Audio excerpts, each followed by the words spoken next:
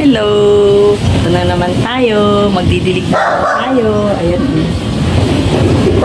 Matagal ditong lubak yung halaman kasi walang kaaraw-araw. Ganun talaga. Tiis ganda. Tiis-tiis. Ayan. Maganda naman sila. Ayan sila. Oh.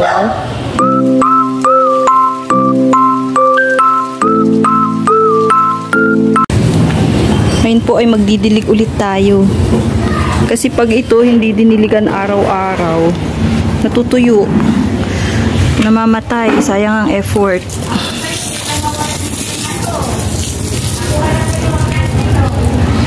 So, pag namatay, uulit na naman tayo ng tanim.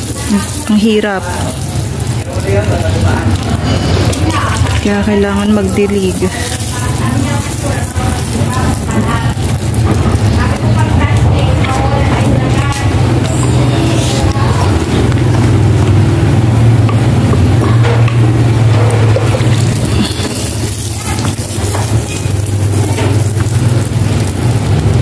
Malalaki na sila, oh.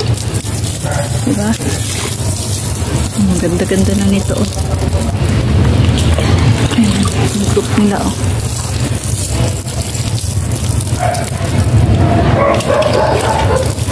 Araw-araw dilig para mabuhay yung mga halaman.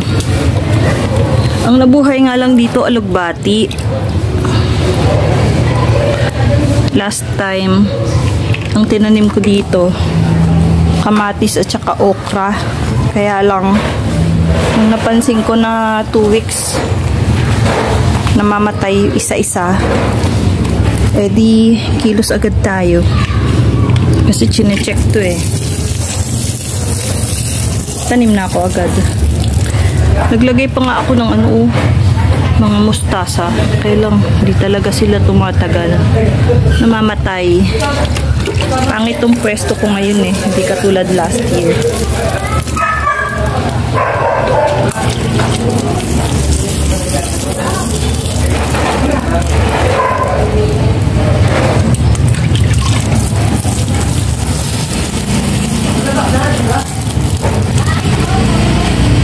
Gusto kong kumuha nung kangkong doon sa likuran eh. Lilipat ko dito sana eh. Sana payagan tayo.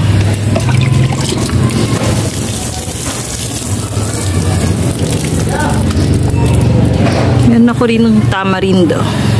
Tamarind. Siguro may batang kumain ito. Sampalok. Tapos hinagis dito. Tumubo. Nilagay ko sa paso. Tapos ayan na siya. Malaki na siya. Diba?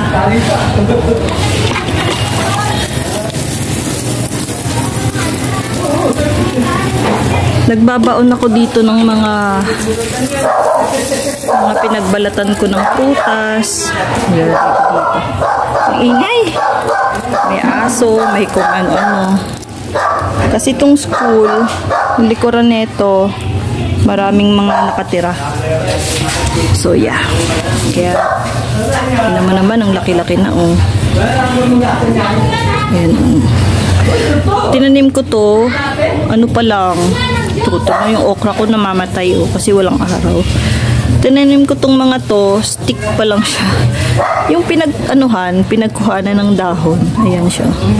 Yan yung tinanim ko. Dahon na. Diba? Ganun lang yan. Pagka pinagtatanim ng school, hindi naman kailangan gumastos. Magkano lang ang isang tali niyan? 5 piso lang sa palengke. Pero alam mo na, parang naka 300 pesos na ako dito sa mga to. Pero okay lang, nag-e-enjoy naman ako. Paulit-ulit bili kasi hindi naman lahat ng stock nabubuhay, 'di ba? Tiis-tiis lang kung sino lang yung gusto. Hindi go. 'Di ba?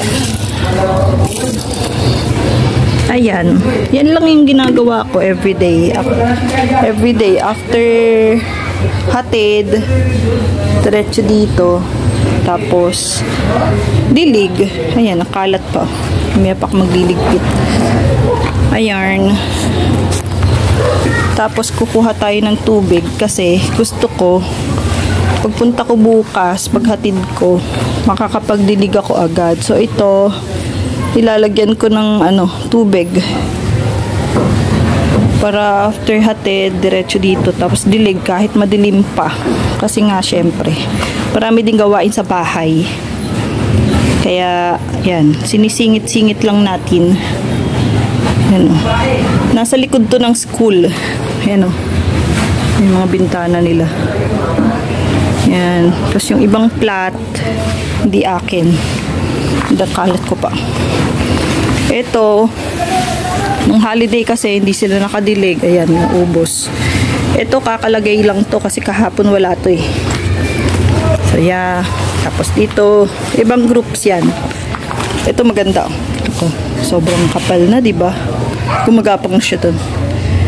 Ito, yan. Once in a while, dinidilig ko yan. Ito bago lang. Sana mabuhay lahat. Kasi ginastusan. Ayan. Ginastusan siya. Talong tsaka sibuyas ata yun. Sibuyas. So, yan.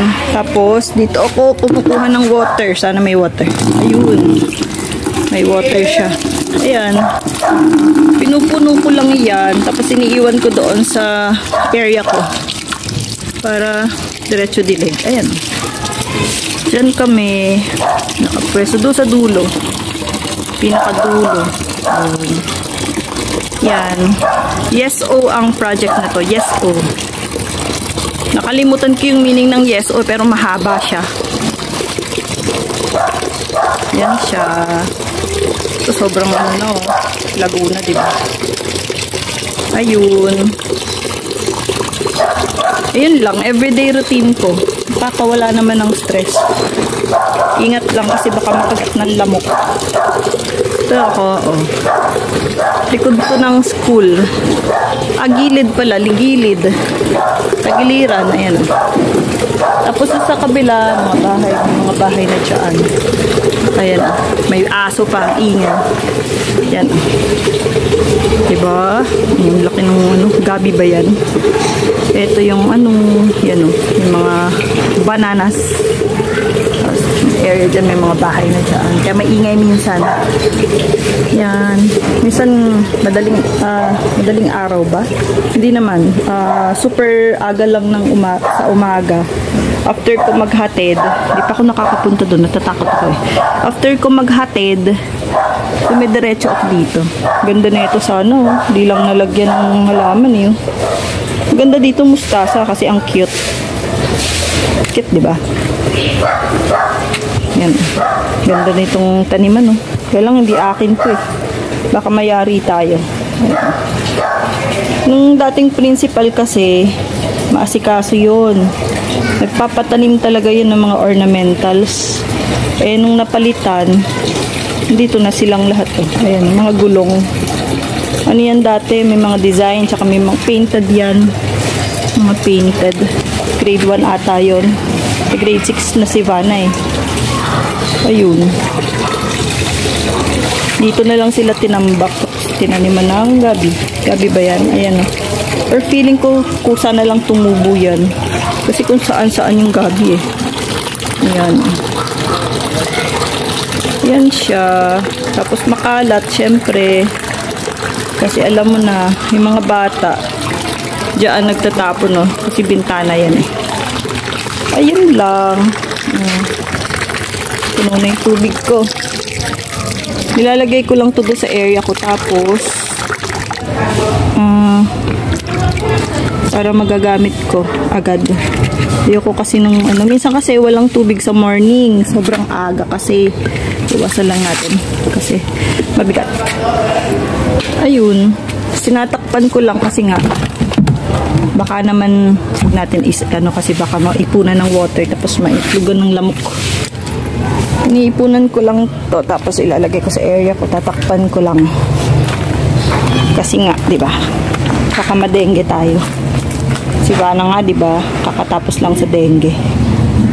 Ganda Meron siyang talong, may kamatis tsaka dahon sibuyas atay.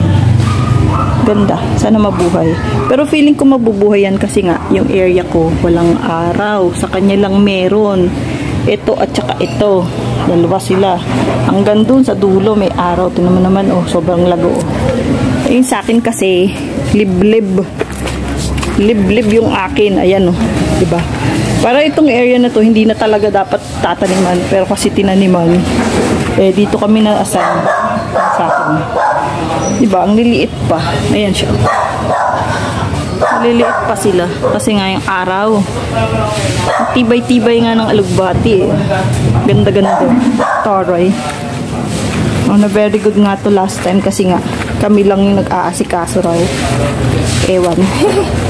baka nga kasi ako lang yung bumabalik-balik dito, eh. Yung iba hindi na bumabalik kasi nga siyempre maraming gawain sa bahay. Yan siya.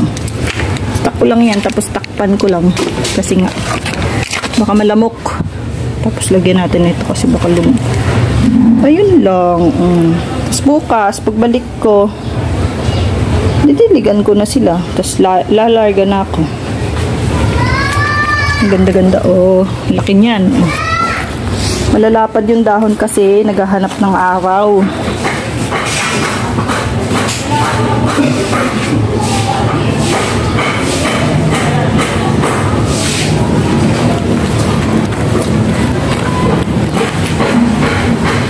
Ayun. Ganda, oh. Parang ornamental. Ay, parang nakakahinayang kainin, diba? Kasi, oh, ang ganda-ganda naman masyado. Tinanim ko yan yung ano lang. Stick lang siya. Yung stalk lang mismo kasi kinakain yung dahon, diba? Inibigay ko sa aking tatay kasi kinakain niya yun. Masustansya daw. Ayun lang. Ayun lang naman ang update. Ayun. Malalabo naman na sila. Mukhang ornamental. Parang pang display, di ba? Ayun, oh. Ang ganda ng dahon, oh.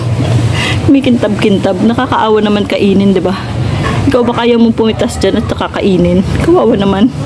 Parang bibili na lang ako ulit sa palengke para kainin. Kasi, oh, ang cute.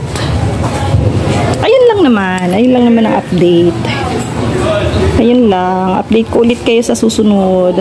Bye-bye.